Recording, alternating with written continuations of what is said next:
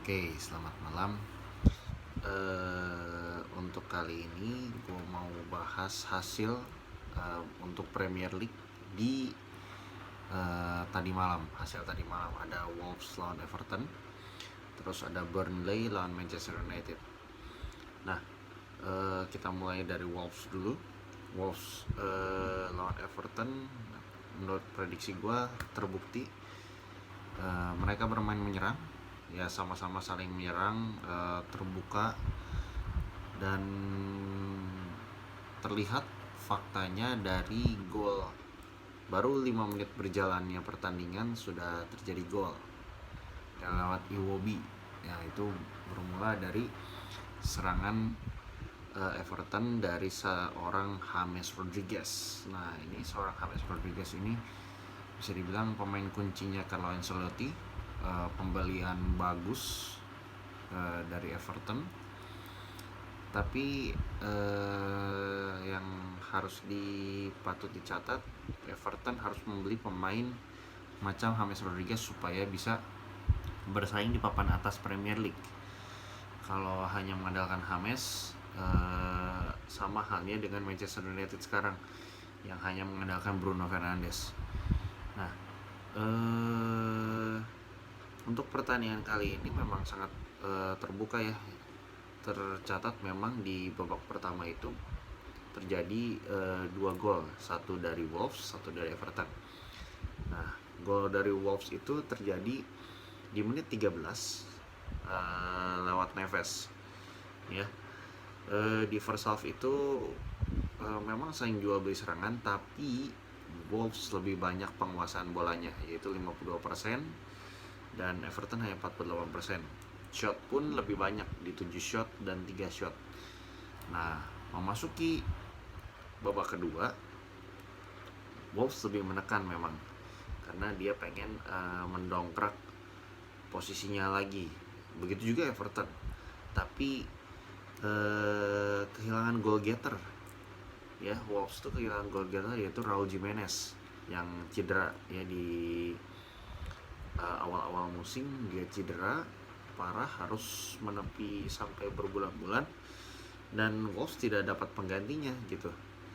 Nah, ini yang menjadi kesulitan, dan kemarin pun Adam Traore tidak bermain kalau nggak salah. Jadi permainan hanya dari Ruben Neves dan rekan-rekannya yang lain. Nah, akhirnya Everton yang mendapat keuntungan, yaitu lewat gol dari Michael Keane. Itu di menit ke-77, umpan dari Andre Gomes. Ya, lagi-lagi pemain yang bisa dibilang gagal di Barcelona tapi bermain bagus di Liga Inggris bersama Everton, yaitu Andre Gomes. Dan sampai di 90 menit terakhir, di peluit akhir, Wolves tidak bisa menyamakan kedudukan. Padahal di 20 menit terakhir yang gua tonton itu, Wolves menyerang. Wah, udah kayak apa ya, bisa dibilang nggak dikasih angin lah Everton untuk menyerang ke gawang Wolves itu. Paling sesekali doang, tapi kebanyakan Wolves yang pegang kendali. Tapi sayang, lagi-lagi yang gue bilang, Wolves tidak punya seorang striker murni. Kenapa gue pengen banget gitu ya, satu tim punya striker murni 1-3 ini? Karena ya faktor kuncinya di situ.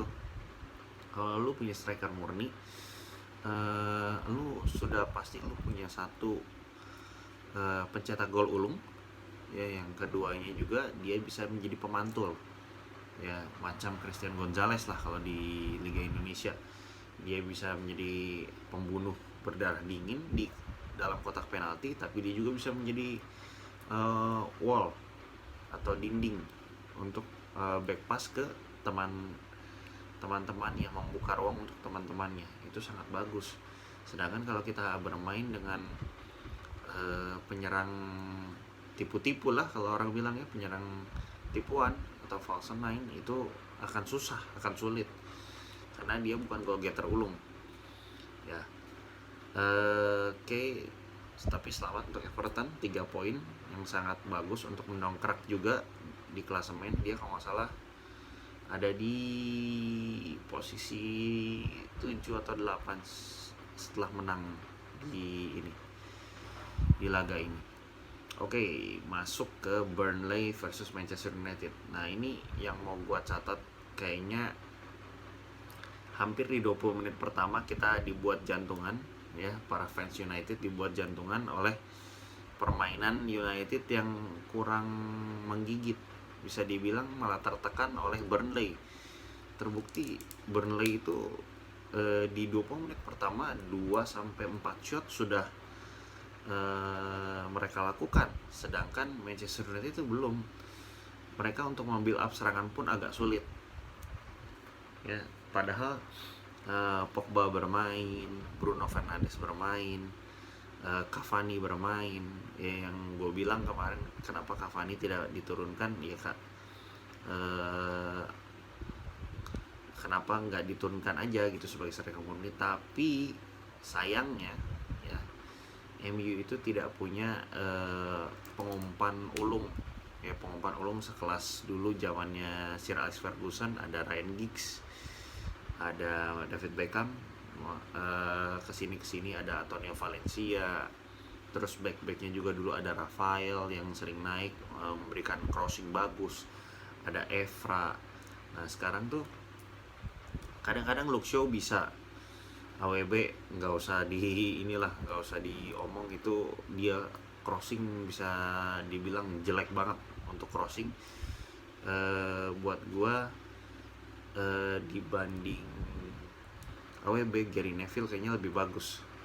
Walaupun Gary Neville secara dari kategori umpan dia kurang bagus, tapi AWB ini harus diasah lagi karena dia masih muda. Mungkin crossingnya harus lebih bagus lagi, karena dengan adanya Cavani sebenarnya kita melihat MU harusnya bisa memanfaatkan Cavani dari postur tubuh seperti zaman dulu. Mungkin Juan Mata yang sering crossing ke Ibrahimovic, Valencia yang sering crossing ke Ibrahimovic, itu sangat membantu gitu. Makanya Ibrahimovic bisa banyak gol dari situ waktu di MU. Nah, balik lagi, Burnley itu memakai parkir bus, kalau gue bilang, karena pada saat MU mempunyai bola, ya, di 15-20 menit pertama memang dia mempres di depan di lini pertama mereka, tapi sesudah itu mereka turun jauh sampai ke daerahnya sendiri. Makanya lagi-lagi misalnya Bruno Fernandes kurang bagus atau performanya lagi kurang bagus, MU juga nggak akan bagus dalam bermain gitu. Dan Pogba pun lagi naik turun performanya. Nah, yang gue lihat sekarang mungkin harus ada yang harus dikorbankan. Mungkin trio di depan harus diganti, ya. Penyerang utamanya ada Cavani, 3 di belakangnya itu ada Bruno Fernandes, boleh Pogba, boleh Juan Mata, ya. Misalnya Pogba ganti atau Juan Mata ganti, pokoknya di 3 di belakang ada Rashford, Bruno, Juan Mata. 2 di belakang ada Pogba, McTominay atau Pogba, Matic. Kalau kemarin lebih jalan Pogba, Matic sebenarnya daripada McTominay. McTominay lebih ke middle lah, setengah-setengah. Dia menyerang setengah, defense pun setengah. Jadi belum terlihat dia tipe seperti apa, gelandang seperti apa. Tapi yang gue rasa McTominay akan berkembang, ya. Terus di babak pertama skor masih 0-0, tapi yang patut dicermati di laga ini mungkin sedikit banyak dari wasit yang kurang tegas di babak pertama. Ada kejadian di mana Luke Shaw men-tackle pemain Burnley, bola dulu memang, tapi kakinya di akhirnya kaki dari Luke Shaw mengenai gitu. Tapi ya itu keputusan dari VAR. Padahal setelah kejadian tersebut MU punya peluang, tapi Cavani pun di sliding tackle, menjadi pelanggaran mestinya, tapi akhirnya diputuskannya pelanggaran dulu oleh Luke Shaw. Itu satu. Dan kedua, gol dari Harry Maguire itu kalau menurut pandangan saya itu murni gol. Nggak tahu ya pandangan kalian seperti apa, tapi menurut saya itu murni gol karena dia tidak climbing, tidak memanjat pemain lain. Karena pada saat dia melompat, dia menyundul bola, tangannya memang dia di bawah untuk supaya dia landing. Tapi saya tidak tahu kenapa wasit tidak melihat VAR ya, tapi ya sudahlah gitu. Nah, itu sudah lewat keputusan wasit, tapi ya sangat disayangkan aja kalau misalnya itu 0-0, mungkin 1-0 beda cerita, mungkin di babak kedua bisa terjadi banyak gol untuk Manchester United, ataupun laga lebih terbuka, mungkin akan lebih alot nantinya, Burnley bisa lebih keluar permainannya atau seperti apa. Tapi di babak kedua MU lagi-lagi tetap menguasai bola ya, sampai di menit 70 MU tuh mandek ya, sebelum akhirnya Pogba bikin gol dari assist Rashford, tapi benar-benar mandek. Nah, ini seorang Ole yang mungkin masih ragu-ragu dalam pergantian pemain. Makanya yang gue bilang Ole itu kurang cepat dalam pergantian pemain, masih kurang tepat lah. Tapi it's okay karena masih berkembang lah ya. Yang mungkin yang gue kurang setuju kenapa Ole dibilang pandit lain kurang bagus dalam melatih ya, dan padahal pemainnya berkualitas. Kalau menurut gue Ole harus diberikan waktu. Menurut gue waktu berproses itu nggak bisa cuma setahun, 2 tahun, 3 tahun ya. Waktu berproses itu panjang, bisa sampai 4-5 tahun, itu baru kelihatan hasilnya ya. Sedangkan pemain-pemain di MU itu belum merata ya, macam Manchester City, macam Liverpool, belum merata lah dari kiper, defender, pemain tengah sampai pemain depan. Nah, pemain di Manchester United untuk posisi penjaga gawang emang solid. Ada David Gea, Dan Henderson, terus ada El Papi, Sergio Romero, tapi Sergio Romero yang bentar lagi akan dibuang gitu, maksudnya dijual.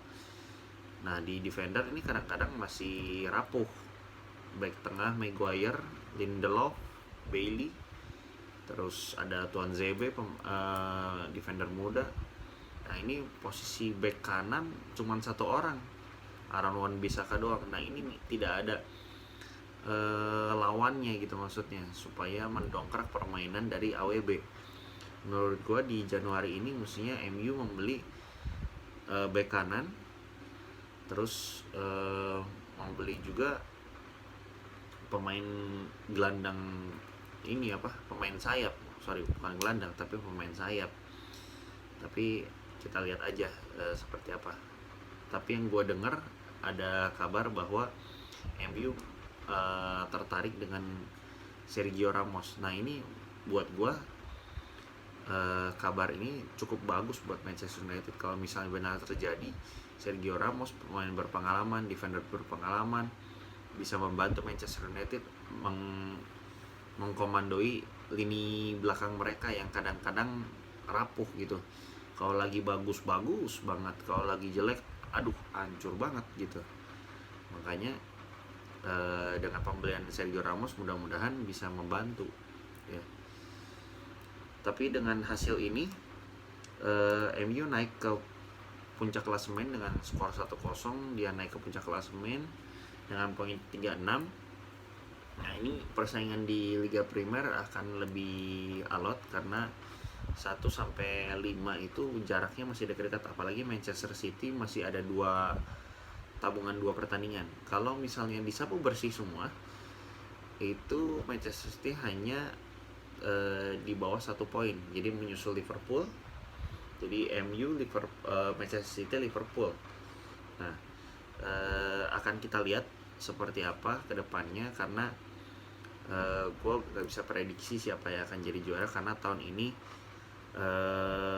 Liga Primer sangat-sangat ketat poinnya, sangat-sangat dekat-dekat poinnya. Jadi kita lihat aja. Ya kalau jujur, kalau gue sebagai fans MU, gue pengen MU juara, tapi kita harus realistis, kita harus melihat keseluruhan. Gitu aja dari saya. Terima kasih sudah menonton. Malam ini lagi laga Manchester City lawan Brighton, terus ada Spurs juga yang main. Nanti bakal gue review juga untuk video berikutnya. Terima kasih semua, selamat malam.